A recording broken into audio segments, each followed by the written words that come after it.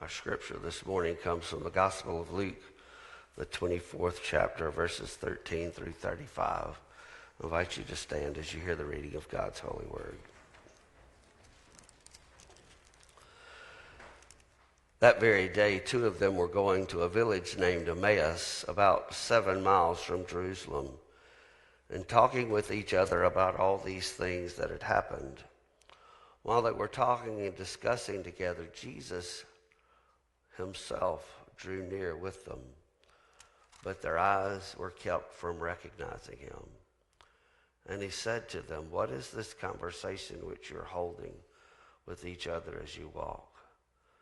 And they stood still, looking sad. Then one of them, named Cleopas, answered him, "Are you the only visitor to Jerusalem who does not know the things that have happened there in these days?" And he said to them, "What things?" And they said to him, "Concerning Jesus of Nazareth, who was a prophet, mighty in deed and word before God and all the people, and how our chief priests and rulers delivered him up to be condemned to death and crucified him.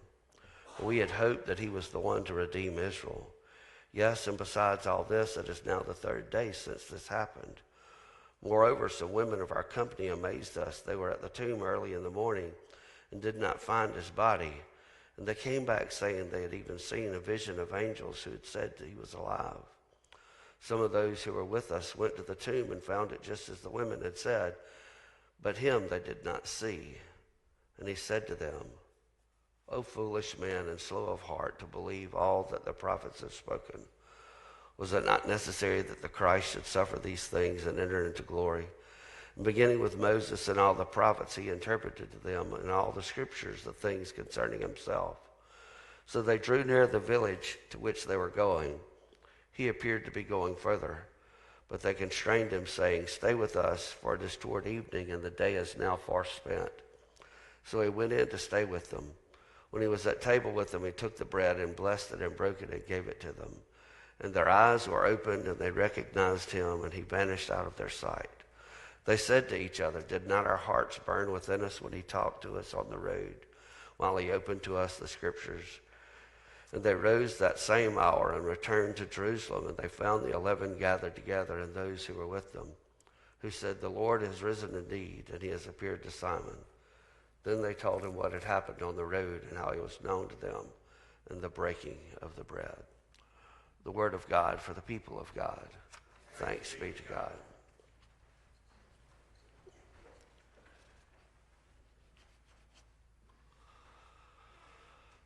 So Willie Nelson sang many songs, but one of the songs he's most known for, I think, is what? Who said that? All right, that's right. Can you sing it for us?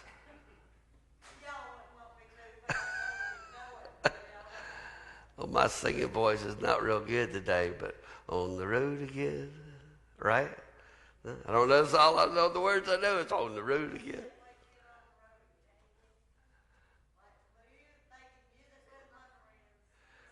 Yeah. I can't wait to get on the road again. So, how many of you like road trips?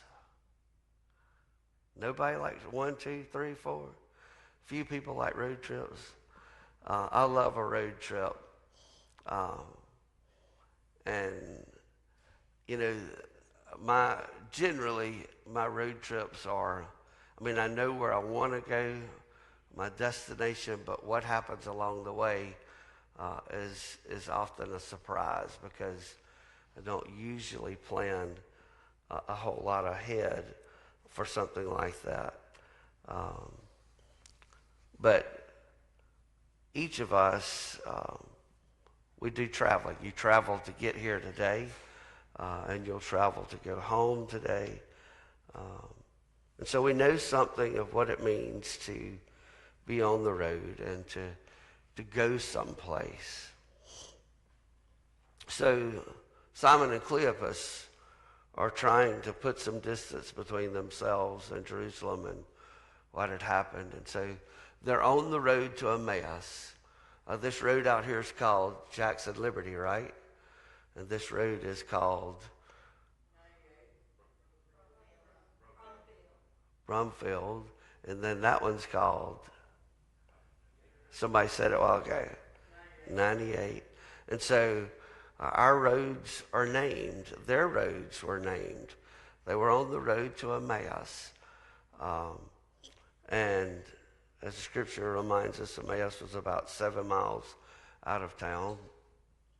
I had the privilege of going to Jerusalem or to the Holy Land in 1991.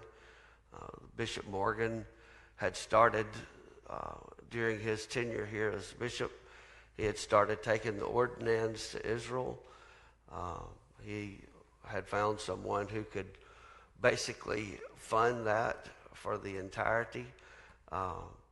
And he was leaving the year before my ordination group was to be ordained. And so I had already decided I wasn't going to get to go to Israel. But one day the phone rung and I answered it, and it was Hattie Pearl DeSalle, who was the bishop's secretary.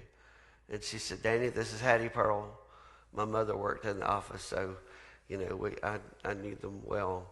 So this is Hattie Pearl, and the bishop has worked it out so that he can take next year's ordination group, which is your ordination group, to Israel before he leaves this year. And all you need to do is come up with, I can't remember what it was, $500. And I said, "Well, Hattie Pearl, there ain't no way in the world I can come up with $500. She said, "Honey, you ask your church. They will raise the $500. I promise you. If they don't, call me back and I'll find it for you." And I asked my church, and they did. And it was a wonderful experience. And I got to visit Emmaus, the actual Emmaus. But even if you haven't been to the Holy Land, you've been to Emmaus before. Because Emmaus is every person's town. Emmaus is that place that we go when we're trying to get away from stuff in life, when we're trying to salvage things in our life, when we're trying to sort out our feelings, to summon the courage to keep going or to try and forget. Emmaus is that place that we go to regain our sanity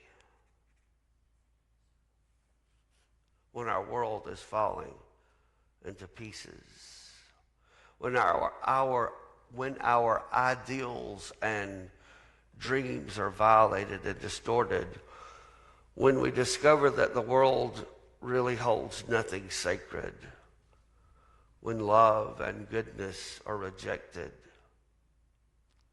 It may happen at the betrayal of one we respect very much, or as the one we've loved the most, with whom we've shared the intimacy of marriage, leaves us for someone else, or the death of our spouse or a parent, and it takes us to Emmaus. It may occur when we're terminated from long-term employment without explanation, or when we're confined to illness with no respite from pain, or when our child becomes ill and there's nothing we can do except sit beside them and hold their hand. Or it may come when aging forces us to pull up a lifetime of roots, to leave our home and to accept the limitations of decreasing vitality. We may head for Emmaus when our involvement in the struggle to right a wrong winds up in utter defeat, and the cause which we gave a lifetime is undermined by the goods and deceits, the greed and deceits of leaders.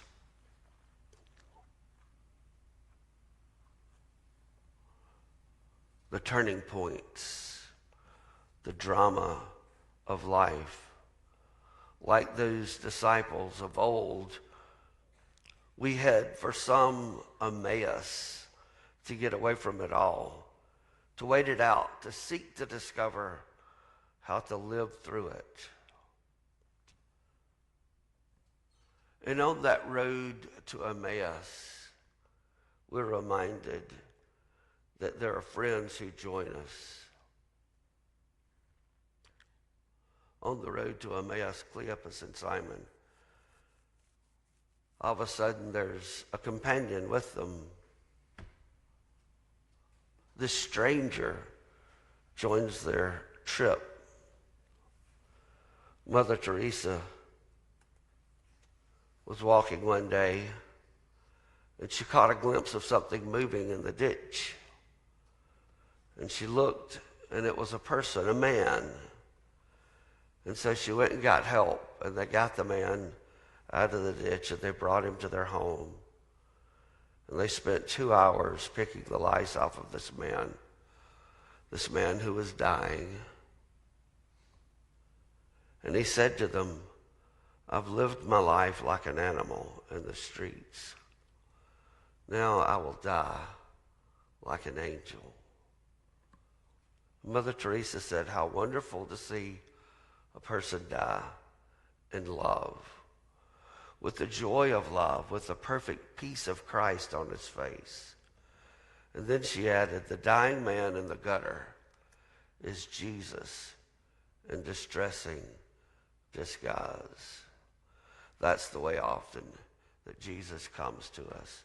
Incognito. He joins us on the way. Many times we don't even recognize who he is.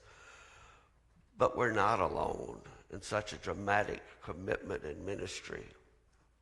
Jesus comes to us as a friend who will sit and listen. He comes to us through a husband or a wife. He comes to us through friends who will listen to us and encourage us and be honest with us.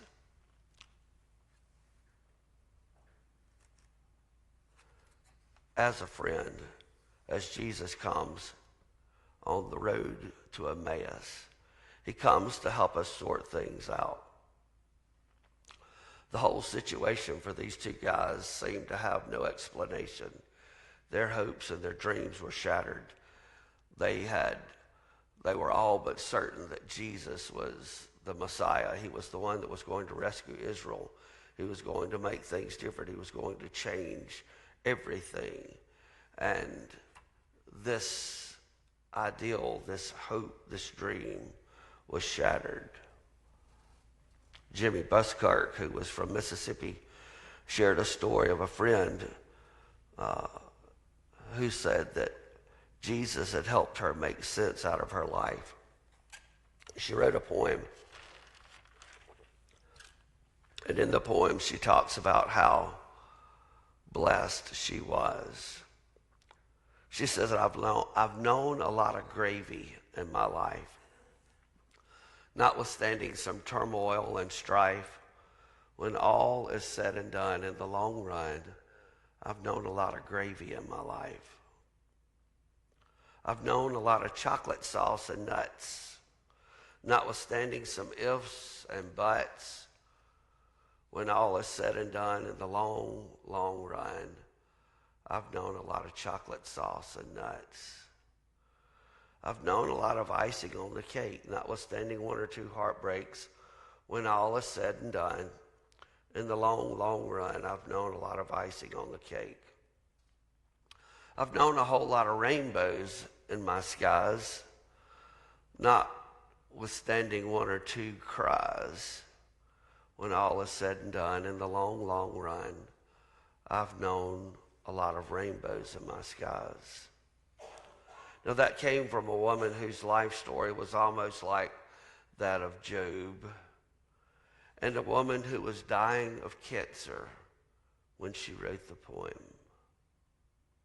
It can be that way with us, not that we will not be on the road of debilitating confusion and unexplained suffering. Not that we will not know hard times and wonder where God is, if God is, but that Jesus will help make sense of it all. And then we note the courtesy of the stranger in their midst. So they drew near the village where they were going, and Jesus appeared to be going further. And they constrained him, saying, "Stay with us, for the day is far spent." Jesus didn't force himself upon them. He waited for an invitation. God gives us the gift of free will if we will choose to use it. It's an old story about a man who had a parrot. He bought the parrot. He wanted the parrot to talk. He did everything he could to try to get the parrot to talk. He read books about how to teach your parrot to talk. He played albums that went on forever trying to teach the parrot to talk. He did everything he knew how to do for 5 years, and the parrot never would talk. And so finally he was frustrated with it all, and he grabbed the cage up, and he was taking the parrot back to the pet store to see if he could get anything back for the bird who wouldn't talk. And he was so frustrated he walked out into the middle of the road without looking, and the parrot said, "Look out." But it was too late. He didn't listen, and he got hit by the car. And the parrot said to a bystander, "For 5 years he tries to get me to talk, and then I talk and he don't listen."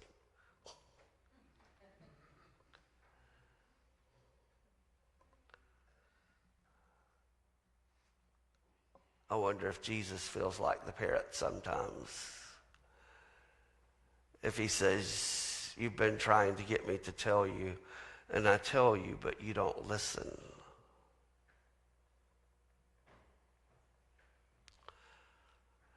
You know, I was 9 years old in a month. I think that's right. I have a Bible. The first time that I got the call to be a preacher, John McKay was who started the Methodist hour. John McKay was preaching a revival for my father in Summerall, Mississippi. And when he finished that Wednesday night, he said, "I'm leaving the Bible that I preached from this week down here on the altar because God has called somebody to the ministry this week. And it has in it some brochures about how to enter the ordained ministry. And if God's spoken to you this week, this Bible is for you." And the Summerall Church has a center section with an aisle and an aisle and an outside section and an outside section. And I sat on the back row on this side with my hiney up on the back of the pew at 9 years old, watching that Bible till everybody else left out of the sanctuary. Because if I knew if I went down there and got that Bible, my mama was going to whip me again because the preacher's kid run down there and got that free Bible. What I know now, and I didn't know then, is nobody else wanted that Bible because nobody else wanted to be a preacher or was being called to be a preacher. But I was. And John McKay wrote in that, "Dear friend, may this help you on your journey." And he dated it. That's why I know.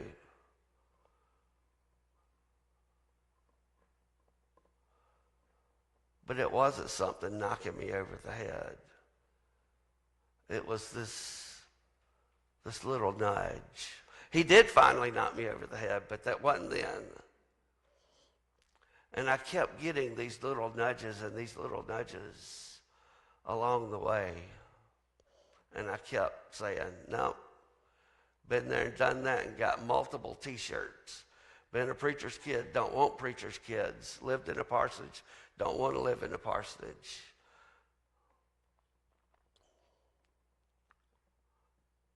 When I got to the 8th grade band hall in Petal, Mississippi to do my student teaching, and those little hellions about put me in prison because I was going to murder them, I finally said to God, "If you'll get me out of here, I'll do it."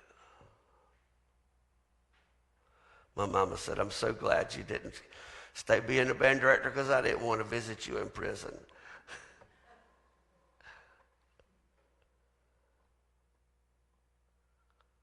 Is God knocking on your door? Is he tapping on your window?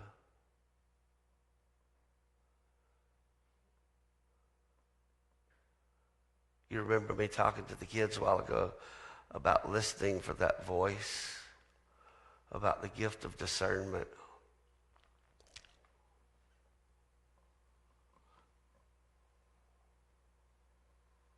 Oh, don't think that he's just going to talk to you if you're being called to be a preacher, because that's not the case.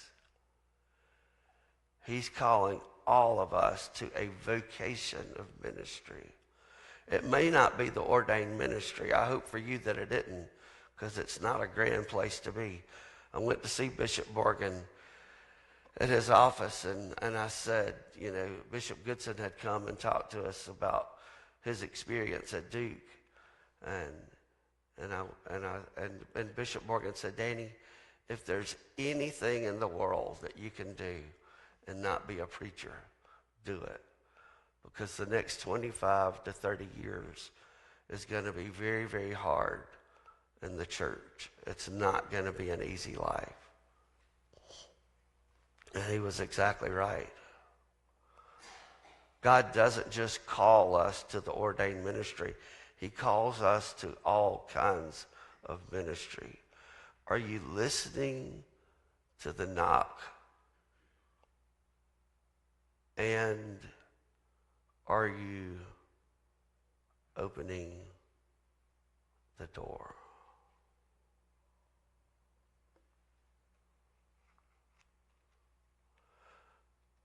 Who sung, I hear you knocking, but you can't come in?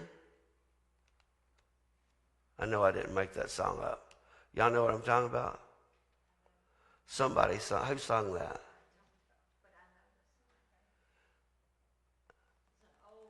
Yeah, it's a real old song. But people have been singing it for ages, right? Because God's been knocking, and we've been saying, I hear you knocking, but you can't come in.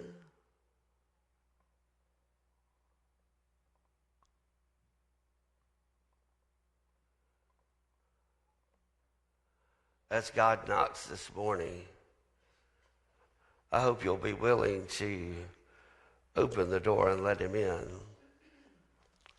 I know it takes a lot. Sometimes you have to give up a whole lot. I had a friend in divinity school who was making $80,000 a year as the manager of a Honda dealership in Virginia. $80,000 a year in 1986 was a lot of money. The second year of divinity school, his wife divorced him. And he spent a lot of time railing and yelling and screaming at God, I did what you asked me to do. Why did you let this happen to me? And we came back for our third year. His whole demeanor had changed over the summer. And I said, dude, what happened? And he said, I finally quit just was saying to me. I don't know what happened, Jessica. But anyway, can y'all hear me through this mic? He said, I finally quit just screaming at God and listened to what he was saying to me. And what he said was, I never told you to marry her in the first place. Did you ask God about who you married? Did you even think, man, I didn't ask God. I was thanking God that I got the one I got. And I'm still thanking God because she's the greatest blessing that I've ever had in my life. And I'm not just saying that because she's not here.